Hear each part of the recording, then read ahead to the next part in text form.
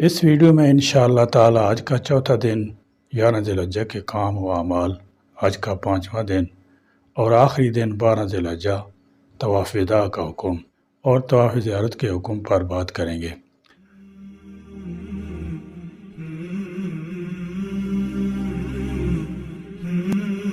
نحمدہ ونصلی علی رسولہ الکریم۔ 11ویں ذی الحجہ کو آپ کو صرف ایک کام کرنا ہے، وہ یہ کہ آج تینوں شیطانوں کو کنکریاں مارنی ہیں۔ البتہ کنکریاں مارنے کا وقت آج زوال کے بعد شروع ہوگا، لہذا اگر کسی شخص نے آج زوال سے پہلے کنکریاں مار لیں تو وہ کنکریاں ادا نہیں ہوں گی۔ پہلے چھوٹے شیطان کے سامنے آ کر 5-6 ہاتھ کے فاصلے پر کھڑے ہو جائیں اور کنکری کو انگوٹھے اور شہادت کی انگلی کے درمیان پکڑیں اور کنکری مارتے وقت تکبیر کہیں، بسم اللہ اللہ اکبر وللہ الحمد رغم للشیطان ورضا للرحمن، اور ایک ایک کر کے ستون جو آج کل دیوار نما شکل میں ہے کی جڑ میں کنکریاں ماریں۔ کنکریاں اس حوض کے اندر گرنی چاہیے۔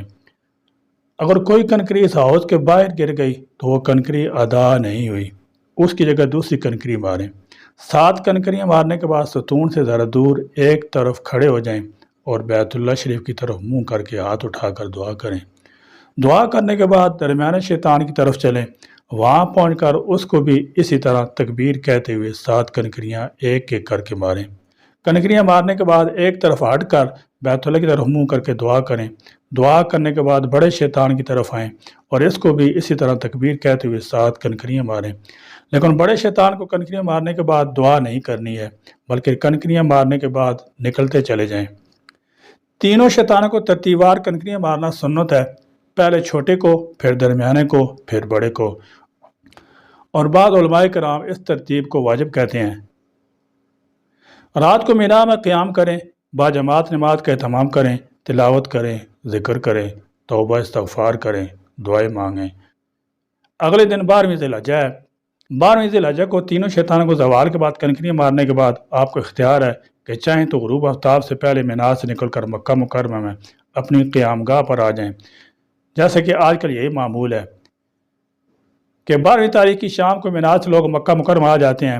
لیکن اگر کوئی شخص 12ویں تاریخ کو کنکریاں مارنے کے بعد مینا ہی میں ٹھہرا رہا اور صبح صادق اسے وہیں ہوگی، 13ویں تاریخ کو کنکریاں مارنا بھی اس پر واجب ہے، جس کے لیے زوال کی شرط نہیں بلکہ طلوع آفتاب کے بعد ماری جا سکتی ہیں۔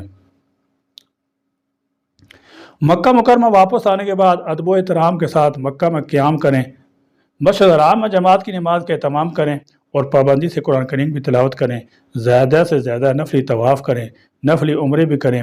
نفلی عمرے کے لیے آپ کو حدود حرم سے باہر جا کر عمرہ کا احرام باندھنا ہوگا۔ اس کے لیے 2 جگہ مشہور ہیں، ایک مقام جعرانہ ہے جو مکہ مکرمہ سے تقریباً 9 میل کے فاصلے پر ہے، وہاں جا کر عمرہ کے احکام کی نیت کر لیں، یا دوسری جگہ مقام تنعیم ہے جو مسجد عائشہ رضی اللہ تعالی عنہا کے نام سے مشہور ہے۔ یاد رکھیے، عمروں کی کثرت کے مقابلے میں طواف کی کثرت زیادہ افضل ہے۔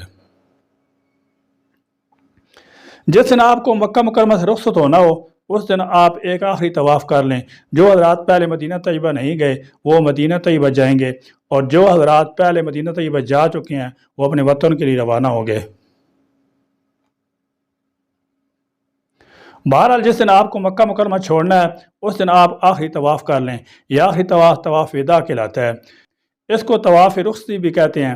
نہ اس میں اجتباء ہوگا، نہ اس طواف میں رمل ہوگا، اور نہ ہی اس طواف کے بعد صفا مروہ کی سعی ہوگی۔ بیت اللہ کے 7 چکر لگائیں اور ہر چکر میں استلام کریں۔ 7 چکر لگانے کے بعد 8واں استلام کریں اور اس کے بعد 3 ضمنی کام کریں، یعنی ملتزم پر دعا کریں۔ آج اگر موقع ملے تو ملتزم سے چمڑ کر الہ ازاری سے دعا کریں، 2 رکعت دوگانہ طواف مقام ابراہیم پر پڑھیں اور اس کے بعد زمزم کا پانی پی کر دعا کریں۔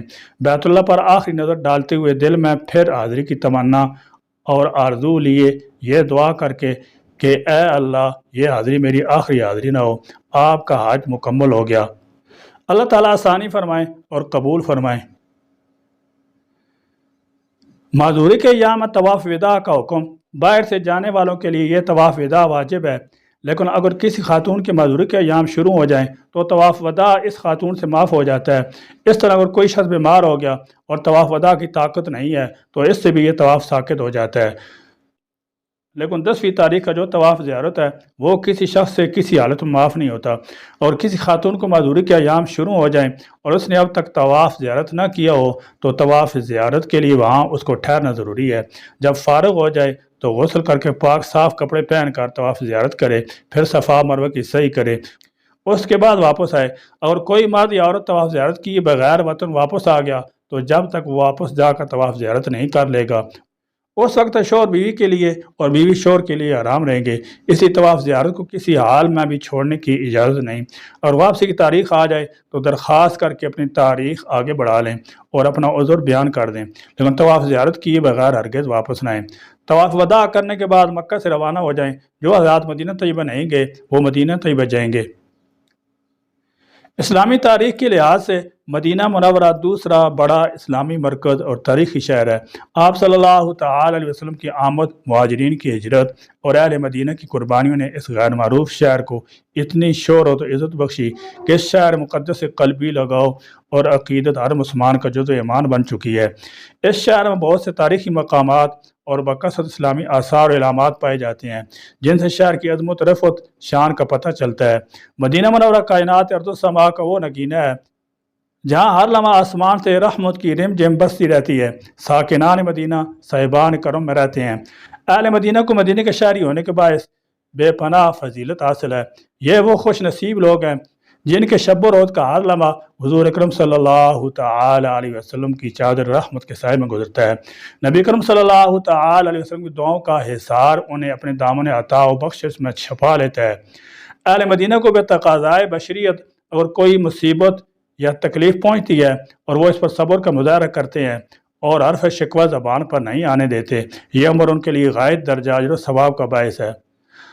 حضرت ابن عمر رضی اللہ تعالی عنہما بیان کرتے ہیں کہ حضور اکرم صلی اللہ تعالی علیہ وسلم فرمایا، جو شخص مدینہ منورہ کی سختیوں اور مصیبتوں پر صبر کا دامن ہاتھ سے نہیں چھوڑے گا، قیامت کے روز میں اس شخص کے حق میں گواہی دوں گا یا اس کی شفاعت کروں گا۔ آپ صلی اللہ تعالی علیہ وسلم شاعر دل نواز مدینہ منورہ کے رہنے والوں کا ادب و احترام بھی آپ صلی اللہ تعالی علیہ وسلم کی نسبت و تعلق کی وجہ سے لازم ہے۔ جو ایسا نہیں کرے گا وہ جہنم کا ایندھن بنے گا۔ مسجد نبی صلی اللہ تعالی وسلم میں نماز پڑھنا، دعا کرنا، عبادت، اس قسم کے امور کے لیے مدینہ منورہ کا سفر کرنا نہ صرف حاجیوں کے لیے بلکہ سب مسلمانوں کے لیے جائز و مشروع ہے۔ سنت طریقہ یہ ہے کہ زیارت کرنے والا 5 وقت نماز مسجد نبی میں ادا کرے۔ مسجد نبی میں نماز، دعا، ذکر الہی کو اپنے لیے غنیمت سمجھے، اس لیے کہ مسجد نبی میں عبادت بڑے اجر و ثواب کا ذریعہ ہے۔